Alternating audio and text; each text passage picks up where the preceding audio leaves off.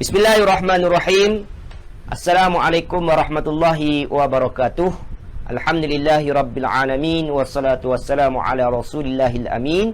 Wa ala alihi wa sahbihi ajma'in. Subhanaka la ilma lana illa ma'allamtana innaka antal alimul hakim. Wa sallallahu ala sayyidina Muhammad wa ala alihi wa sahbihi wasallam. Kita mulakan dahulu pertemuan kita pada malam ini tuan-tuan dengan Ummul Kitab Al-Fatihah. A'udzubillahi minasyaitonirrajim. Bismillahirrahmanirrahim. Alhamdulillahi rabbil alamin arrahmanirrahim. Maliki yaumiddin. Iyyaka na'budu wa iyyaka nasta'in. Ihdinas siratal mustaqim. Siratal ladzina an'amta 'alaihim ghairil maghdubi 'alaihim waladdallin. Amin. Bismillahirrahmanirrahim. Allahumma arhamna bil Qur'an waj'alhu lana imaman wa nuran wa hudan wa rahmah. Allahumma zakkirna minhuma nusina wa 'allimna minhuma jahilna warzuqna tilawatahu ana al-laili wa atrafan nahar waj'alhu lana hujjatan ya rabbal alamin. Wa sallallahu ala sayyidina Muhammad wa ala alihi wa sahbihi wasallam. Baik tuan-tuan yang dirahmati oleh Allah sekalian, apa khabar semua pada malam ini tuan-tuan? Ya, saya doakan semuanya dalam keadaan sihat wal afiat insya-Allah.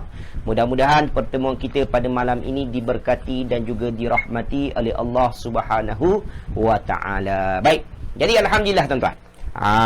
Ya, malam ini kita masih lagi istiqamah ya bersama-sama dengan saya untuk kita teruskan perjuangan kita, iaitu untuk kita memahami ayat Al-Quran menggunakan kaedah bahasa Arab tuan-tuan ya. Okey.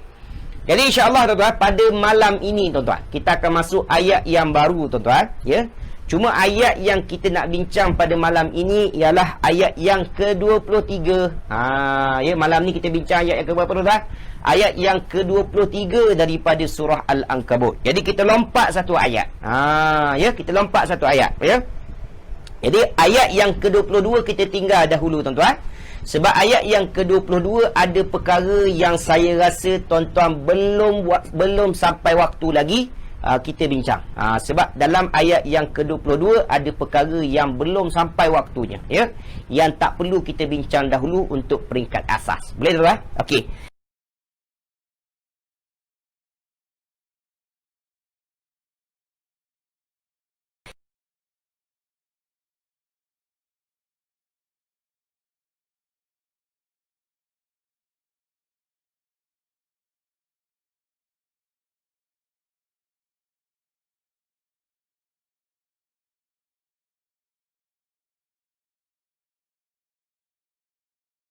Jadi malam ini kita akan masuk pada ayat yang ke berapa? Ayat yang ke-23 daripada surah Al-Ankabut ya. Okey, sekarang cuba tengok ayat yang ke-23 ya.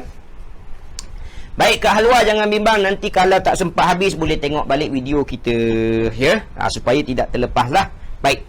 Jadi kita akan baca sama-sama ayat yang ke-23 supaya ada keberkatan ya. Setiap huruf yang kita sebut nanti akan diberi pahala oleh Allah Taala, iaitu 10 kali ganda kan. Satu huruf 10 markah, 10 pahala yang Allah bagi ya. Kita baca sama-sama tuan-tuan. Saya baca, tuan-tuan baca di rumah juga tuan-tuan. Okey.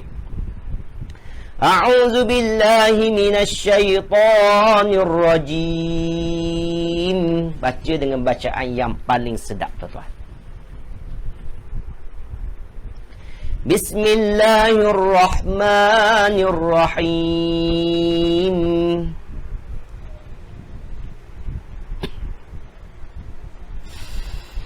وَالَّذِينَ كَفَرُوا بِآيَاتِ اللَّهِ وَلِقَائِهِ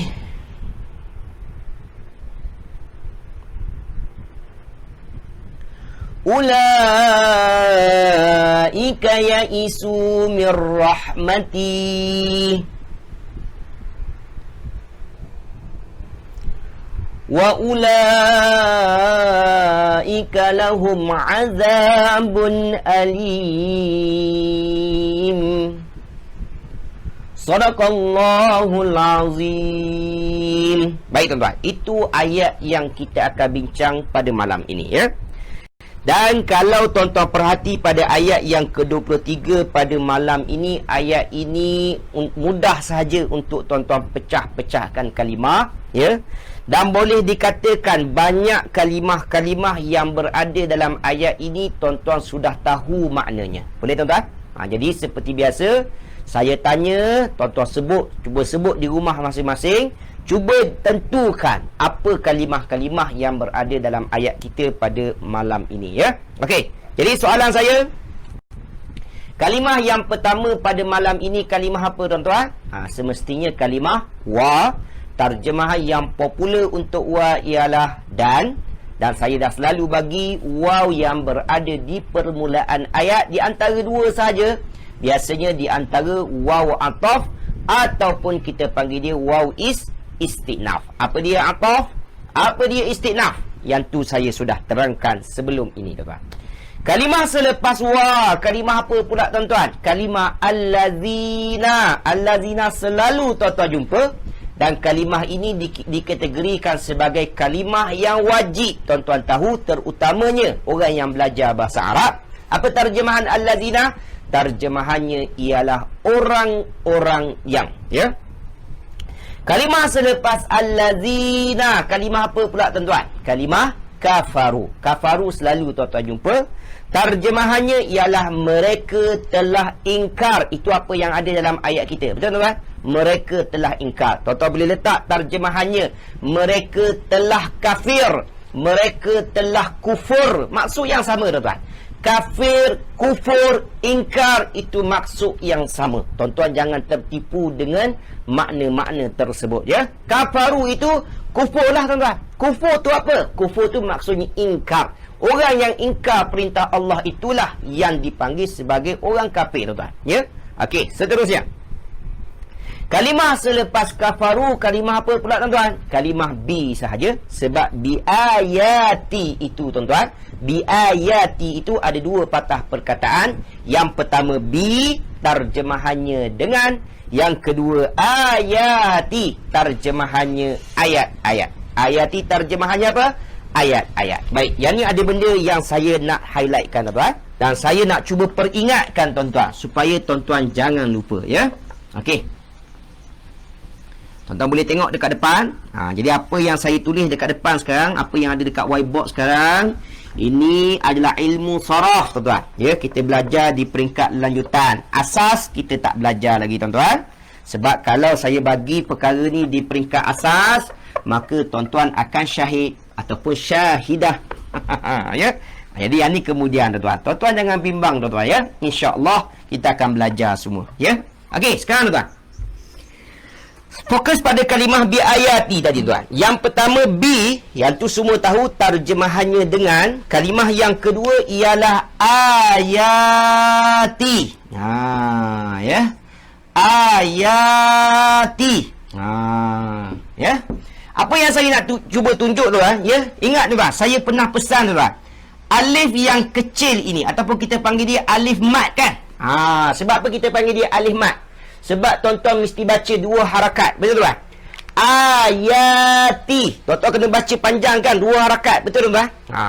Selain tuan-tuan perlu faham alif ini adalah alif mat yang tuan-tuan mesti baca dua harakat. Kita panggil dia mat dekat sini, mat asli. Betul, tuan? Mat asli, kan? Baik. Selain daripada itu, tuan-tuan mesti faham alif itu sebenarnya memang ada sepatutnya. Boleh, tuan? Memang ada, tuan. Memang sepatutnya ejaan kita, tuan. Ejaan kita macam ni, tuan. Ayati. Ini tulisan asalnya, tuan. Ya, ayati. Itu tulisan asalnya. Ya. Saya nak bagi tahunya apa? Alif itu mestilah diambil kira bukan setakat dia adalah mat, tuan. Alif mat untuk dibaca panjang dua harakat.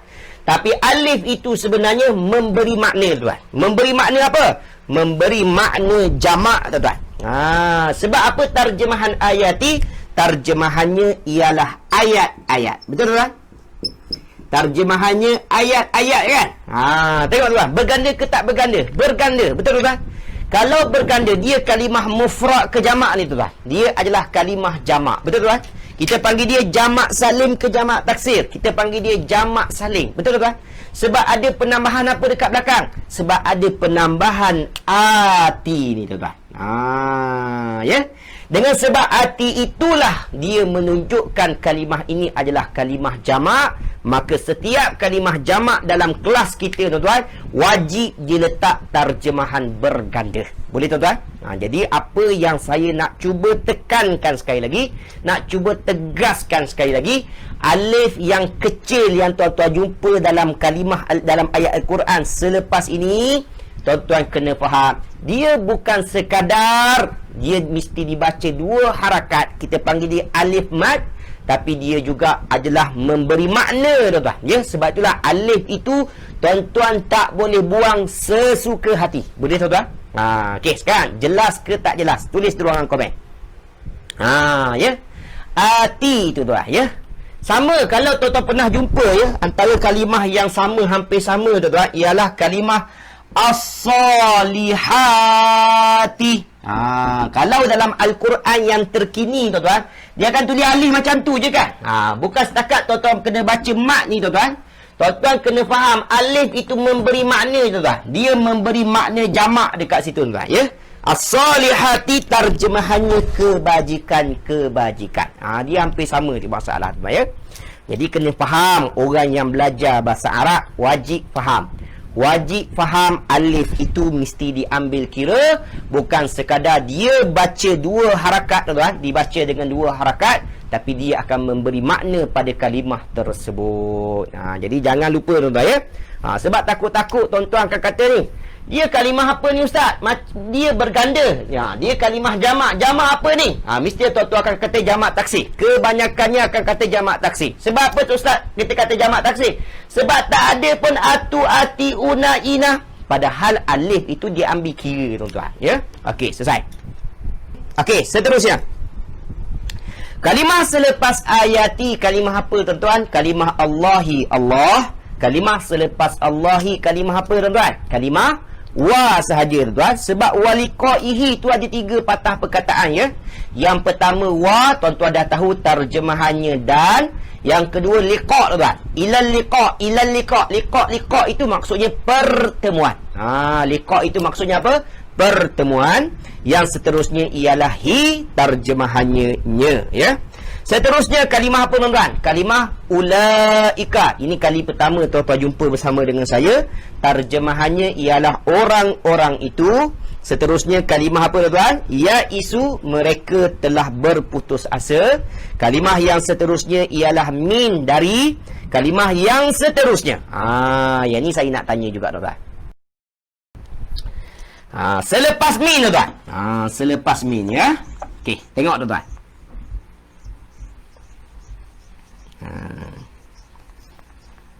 Kita pernah jumpa tuan-tuan, pernah jumpa keadaan macam ni. Tapi saya nak tanya tuan-tuan, kita nak ingatkan balik, ya.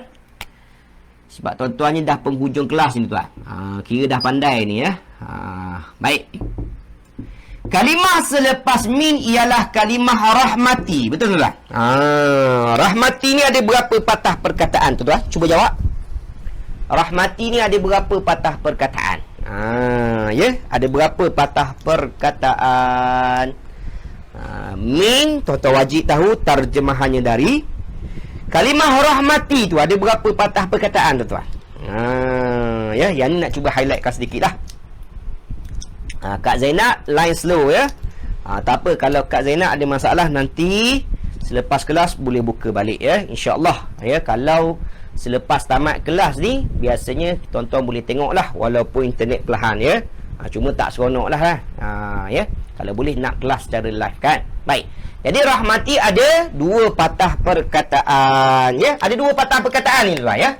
Baik, sekarang saya nak tanya tuan, apa kalimah yang pertama dan juga apa kalimah yang kedua? Cuba jawab tuan-tuan. Saya nak tanya tuan-tuan, ya. Rahmati ni ada 2 patah perkataan, ya. Jangan kata satu kalimah, ya. 2 kalimah tu, ya. Baik. Apa kalimah yang pertama dan juga apa kalimah yang kedua? Sila jawab tuan-tuan. Bagus. Bagus, semua jawab kata ada 2. Jawapannya betul. Yang saya nak sekarang ialah Apa kalimah yang pertama dan apa kalimah yang kedua, tuan-tuan? Cuba jawab, tuan-tuan. Apa kalimah yang pertama dan juga apa kalimah yang kedua? Sebab saya nak tuan-tuan sebut sepatah-sepatah dulu ni. Kalau tanya makna, confirm tuan-tuan tahu, ya. Cuma nak sebut kalimah tu. Kalimah Arabnya, tuan-tuan. Apa kalimah yang pertama, apa kalimah yang kedua? Ya. Kak Nur Nisa kata rahmat. Tuan Fudin pun kata rahmat, ya. Baik. Yang saya nak dengar sekarang ni baris hujung ni, tuan-tuan. Rahmah tu, tuan-tuan. Rahmah tu, tuan-tuan. Semua jawab rahmat tu, ya. Dia matikan hujung, ya. Saya tak nak matikan hujung, ya. Saya nak tahu, tuan-tuan.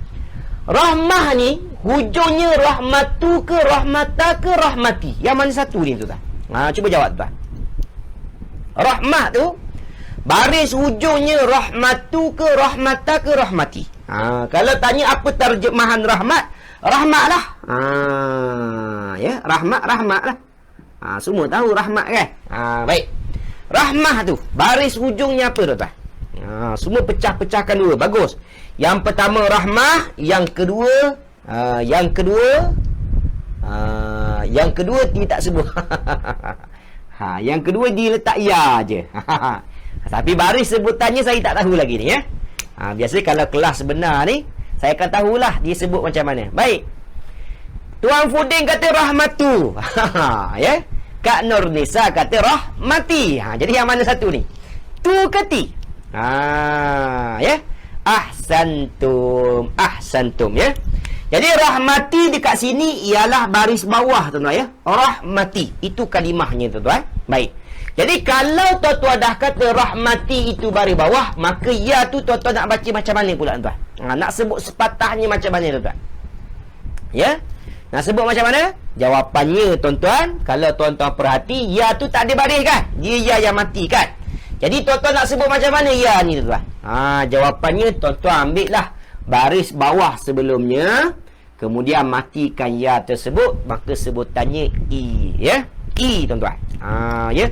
Sebab saya nak cuba latih sepatah-sepatah tu, ya. Biasa kalau dalam kelas saya akan dengar, tuan-tuan, apa yang dia akan sebut. Ada yang akan baca rahmatu, ada yang baca rahmata, ada yang baca rahmati. Jadi jawapan yang tepat tadi ialah rahmati, baris bawah, ya. Kak Nunisa bagus. Dia dah kata sebelumnya ada haraf jar, kan? Maka sebab itulah dia baca baris bawah, tuan-tuan, ya. Yang kedua ya tu tak tahu nak baca macam mana, kan? Kalau saya tanya dalam kelas, biasanya dia akan senyap, tuan-tuan.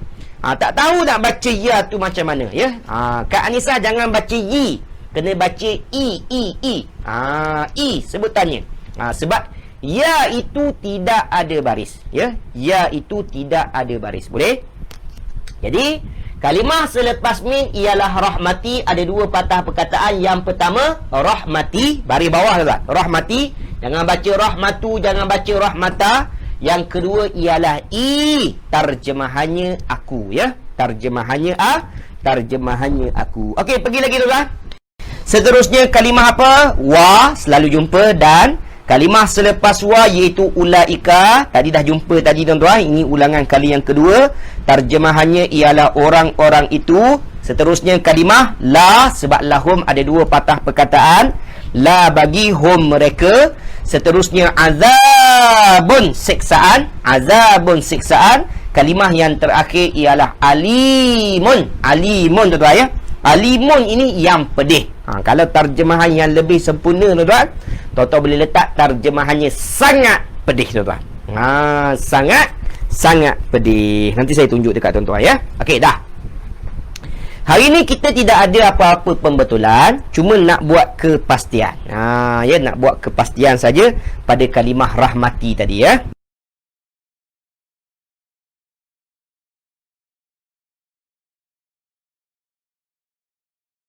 Okey, sekarang dengar terjemahan mafhum saya. Seperti biasa, terjemahan mafhum sangat-sangat penting dalam kelas kita untuk tuan-tuan tentukan ayat kita ada berapa jumlah pada malam ini, ya. Okey. Wallazina kafaru biayatillahi wa liqa'ih. Wallazina kafaru, dan orang-orang kafir. Ya. Orang-orang kafir biayatillah, dengan ayat-ayat Allah, wa liqa'ih, dan pertemuan dengan Allah, ulaika mereka itu yaisu mir rahmati ialah orang-orang yang berputus asa daripada rahmatku, wa ulaika lahum dan mereka itu akan memperoleh azabun alimun siksaan yang sangat-sangat pedih tuan-tuan. Saya ulang sekali lagi tuan-tuan ya. Dengar betul-betul. Perhati ayat kita tuan. Wallazina kafaru dan orang-orang kafir. Orang-orang yang ingkar bi ayatillah dengan ayat-ayat Allah, waliqaih dan pertemuan dengan Allah. Ulaika mereka itu yaisu mir rahmati orang-orang yang berputus asa dengan rahmatku. Wa ulaika lahum dan mereka itu akan memperoleh azabun alimun siksaan yang sangat-sangat pedih tuan-tuan ya. Harap-harap tuan-tuan jelas. Jadi ayat kita pada hari ini tuan-tuan, Allah nak bincang balik berkenaan dengan perihal orang kafir tuan-tuan ya. Baik. Kali ini Allah sebut apa ciri untuk menjadi kafir tuan-tuan. Apa sebab tuan-tuan ya? Apa sebab untuk menjadi kafir tuan-tuan ya? Apa sebab orang itu boleh kita gelarkan sebagai orang yang kafir? Yang pertama tuan-tuan, iaitu kafaru bi ayatillah, mereka ingkar dengan ayat-ayat Allah ya. Ingkar dengan ayat Allah ya, maka secara automatik dia sepatutnya digelar sebagai orang yang bukan Islam ataupun orang kafir ya. Kadang-kadang sebut orang kafir ni nampak macam kasar kan, padahal tak kasar pun tuan ya. Benda yang biasa, kalimah yang memang digunakan dalam Al-Quran. Orang yang tidak beriman itu memang kita akan panggil orang kafir tuan ya. Baik, itu yang pertama. Yang kedua tuan, apa sebab yang kedua tuan? Allah sebut dengan jelas, sekiranya kafaru biliqaih, mereka ingkar dengan pertemuan kali yang kedua tuan. Ya, pertemuan dengan Allah ni tuan ya. Sekiranya mereka ingkar pertemuan ya, waktu pertemuan dengan Allah ini juga tuan, maka mereka itu juga boleh jatuh kufur tuan ya. Sebab kita ini selepas mati confirm akan dibangkitkan. Boleh tuan-tuan? Jadi kebangkitan ini tuan-tuan, kebangkitan inilah menyebabkan kita akan berjumpa dengan Allah Ta'ala. Betul tuan? Sekiranya dia ingkar dengan hari kebangkitan, ingkar pertemuan dengan Allah, maka itu juga menjadi salah satu sebab orang itu boleh menjadi kufur tuan-tuan, boleh menjadi kafir tuan-tuan ya. Baik, itu sebab-sebab kenapa seseorang itu boleh dikatakan sebagai seorang kafir, iaitu dia tak percaya dengan kitab Allah. Yang kedua, dia tidak percaya dengan pertemuan ataupun hari kebangkitan selepas matinya. Kemudian Allah sebut apa lagi tuan-tuan? Orang kafir ni ada dua perkara tuan-tuan. Yang pertama, orang kafir ini adalah golongan yang berputus asa tuan-tuan ya. Sebab itulah kita kata tuan-tuan ya, kita ni sangat-sangat beruntung sebab menjadi orang Islam tuan-tuan. Tuan-tuan patut rasa bersyukur sebab kita dilahirkan dalam keadaan Islam tuan-tuan. Itu perkara yang patut tuan-tuan syukur ya. Baik. Jadi orang kafir ni tuan-tuan, sebenarnya mereka itu adalah golongan yang berputus asa ya. Sebab sampai satu tahap tuan-tuan ya, sampai satu tahap ya, hatta diri kita tuan masing-masing confirm akan ada satu keadaan tuan-tuan yang mana kita akan berserah diri kepada Allah. Ya, berserah diri kepada Allah tuan-tuan. Ya, berserah diri kepada Allah. Kita tak tahu dah nak buat apa tuan-tuan. Ya, maka waktu itu kita pergi ke mana tuan? Kita akan cari Allah. Tapi orang kafir tuan-tuan, apa kesudahan mereka? Kesudahan mereka ada yang bunuh diri, ya, ada yang buat macam-macam lah benda yang tak sepatutnya. Sebab apa tuan-tuan? Sebab dia tidak tahu tuan ke mana perlu dia berharap tuan-tuan. Berbeza dengan orang yang beriman tuan-tuan.